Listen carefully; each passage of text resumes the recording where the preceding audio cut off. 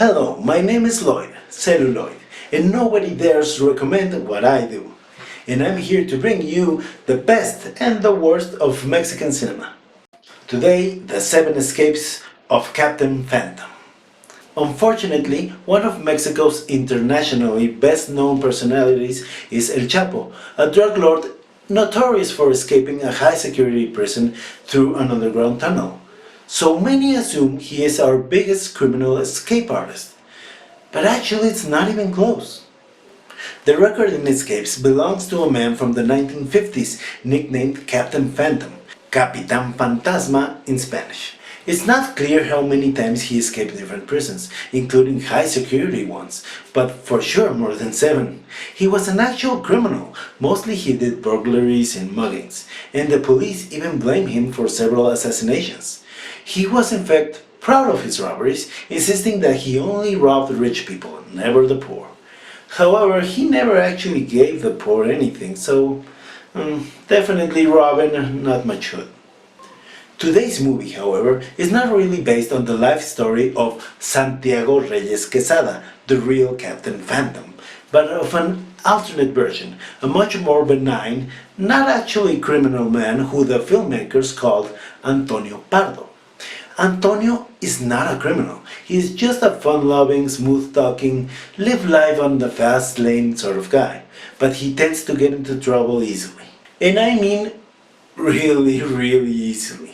First, he's playing pool in a bar when this random drunk guy challenges anyone to escape from some handcuffs he's carrying around in exchange for some money.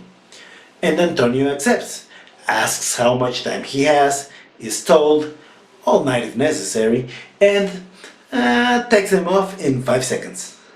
So quick, the drunk dude assumes he's cheating and starts a violent brawl.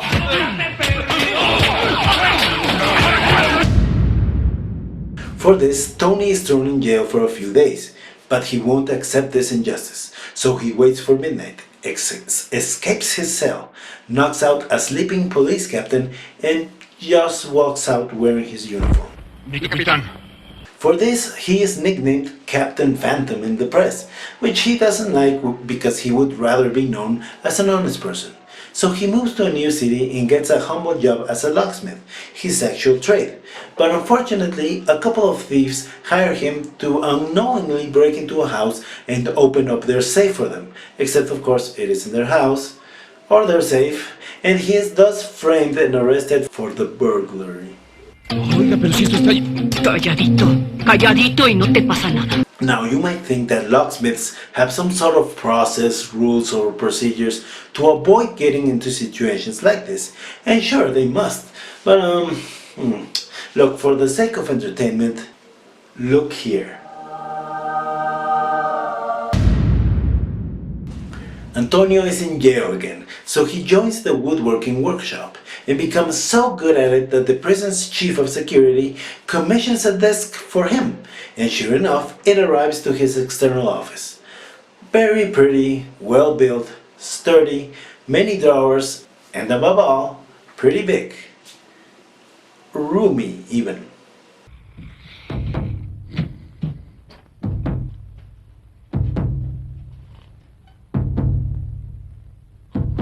So he escapes and goes to Acapulco, where he hopes to live a happy, prison-free life, dating beautiful women, taking rides in their strangely expensive cars, but unfortunately one of his conquests was a drug dealer, who gets caught in a police ambush. And in he goes again. This time he meets a fan, a fellow prisoner who looks up to his legendary escape abilities and offers to help, while gifting him his iconic captain hat on behalf of the other prisoners. The guards inform him that the only way to escape is when he dies and is thrown into the sea, which of course he takes as an advice. He drinks a lot of salt water, is taken to the infirmary where a fellow inmate is at death's door, so all he does is wait.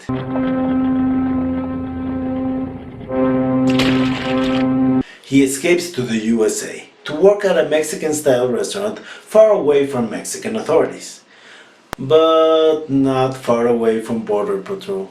Come here. Are you talking to me or him? Papers. At the detention center, the others tease Captain Phantom, since surely escaping the Americans will be harder than escaping the jails back home. But a simple match gives him an idea. Sure enough, one accidental fire later, he emerges victorious from the water tank of a fire truck. What is that? Oh, you want to see the fire? The scene when the fire truck arrives and he gets in? What, are you crazy? That would be expensive. This ain't Hollywood. So emigrating didn't help, obviously, so he goes back home and tries to just be inconspicuous, but that seems to be harder to pull off than to pronounce, especially when his compadre here demands the band to play the now popular song of Captain Phantom, which of course tips off some police officers that just happen to be there. By the way, let me introduce you to Coincidentially, the Aztec god of coincidences. I may or may not have totally made him up myself, but Mexican scriptwriters in the late 20th century were buried about of him. So as I said, some police officers just happen to be there and they shoot and arrest him. Back in jail, he realizes the warden loves to watch sports on TV, perhaps even more than his love for overacting. Lo quiero 24 horas vigilado. Que no se junte con nadie. Lo quiero aparte, en celda aparte, que coma aparte, que duerma aparte, que cague aparte, ¿me entiende? So he breaks the antenna, volunteers to repair it, and alone on the roof starts channeling Tom Cruise in a Mission Impossible movie and gets scooped by his compadre, who of course is a skilled air pilot. He escapes back to Acapulco, where for some reason he chooses to go on a very popular bar. I guess he has a romantic obsession for fate, because he loves tempting it. He greets his prison buddy from before, who was released recently, and celebrates by blowing his cover. ¿Ya vieron quién es? Ni nada menos que el Capitán Fantasma. Fortunately, there's no police here, but there is another random drunk man who challenges Captain Phantom to dive from La Quebrada, a famous, very tall and very scary cliff in Acapulco. Antonio never backs down from pointless dares, so not only does he do it publicly, but also blindfolded. Oye, está loco, se va a matar. Posiblemente. Pero acuérdese que lo que hace la mano, hace la atrás.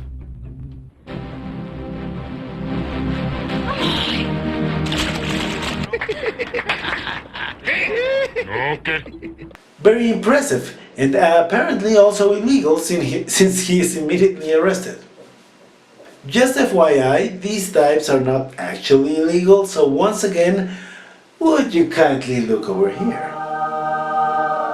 This time the warden has Captain Phantom thrown in a small windowless dungeon, both as punishment and to prevent any escape. To everyone's amazement, and of course after removing his handcuffs with ease, Antonio announces the day and hour of his escape. By this point, even the prison guards admire him, so his custodian has no problem lending him his newspaper so he has something to read. Just pass the time. What he doesn't expect is that Captain Phantom takes some dark substance and covers the paper with it, making it resemble the walls that surround him. What is this substance?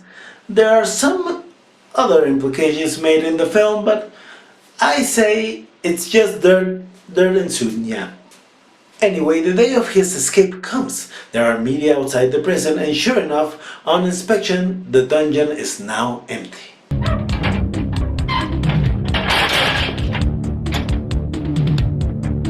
¡No es posible! ¡No! ¡Calma, general! ¡Lo logró! The reporters are in a frenzy, I don't know why, but the stupid warden allows them access all the way into the dungeon, where Antonio's friend creeps up to the cleverly camouflaged Captain Phantom.